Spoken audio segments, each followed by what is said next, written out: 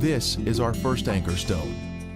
Measuring 11 feet in height, with 4 feet embedded in the ground, it is actually the largest and most beautiful anchor stone found to date. A tapered hole was drilled into the top of each anchor stone, a 5-inch opening on one side and a 7-inch opening on the other, allowing a rope to be pulled through and a knot tied. It was designed to be lifted while in the water when it would weigh less, thereby preventing the top from breaking off. The most striking feature is the crosses that have been carved on the anchor stone. Early Christians came through this area and recognized these objects as biblical items from the Ark. They carved crosses on these anchor stones, representing Noah and his family. The largest cross here represents Noah and is of the Crusader style. The diamond shape with a cross above was Nimrod's sign when he was alive. The diamond represents the ark that he took credit for. Then the vertical line is the pathway to heaven, with the crossbar representing heaven. The Egyptians had an adaptation of this symbol called the ankh. Smaller anchor stones or drogue stones can be found near the Mediterranean. This is one of the largest you will ever see outside the Noah's Ark area. The next anchor stone is partially buried in the ground with 5 crosses. The largest cross represents Noah. The next smallest, Mrs. Noah. Then the 3 smallest are the sons of Noah. At the bottom is a possible image of the Tower of Babel, which was built around 200 years after the flood by Nimrod and his rebellious followers. This particular stone has 7 crosses, with the 8th having been removed at some point in time.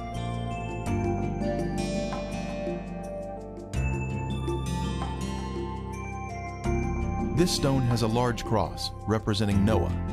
The next smaller cross on the bottom left is Mrs. Noah. The next 3 smaller crosses represent the 3 sons.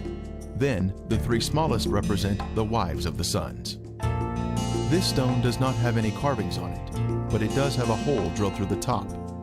Other stones have been found buried, but they have no inscriptions. This stone had a hole drilled in the left side. Then on the right, we can see ancient inscriptions. Vandals have broken this stone, but you can see where the hole once was in the top. Crosses have also been carved on this stone.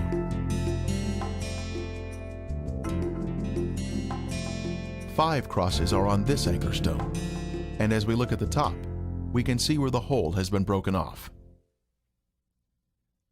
Outside the village of Kazan is a large object that has the appearance of petrified tree bark and with unusual characteristics. As far as we know, there's nothing else like this anywhere. Nobody's ever... My goodness. It's got crosses that are very faintly carved on it. You got a big one here. You got a small one right there. One here. One here. They're harder to see over here. And this is petrified wood? Well, it looks like Ron said he thought it was petrified tree bark. Right. If you look at you ever see, it looks like a little bit like pine bark. It sounds like metal. Yeah, how would the anchor stone be wood? This isn't an anchor stone. Oh, I see. This was just like something that was on the ark, right? I believe. Well, Ron theorized that this might have been the or part of the cover. You remember at one point it says, and Noah came out of the ark and he took the cover off, or he threw the cover off.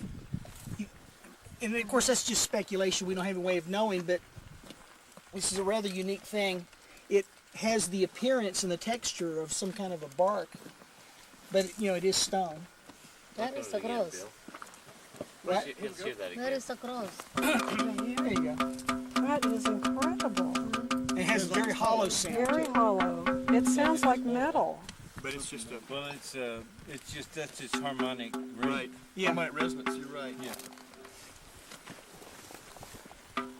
But there's not many stones that do that.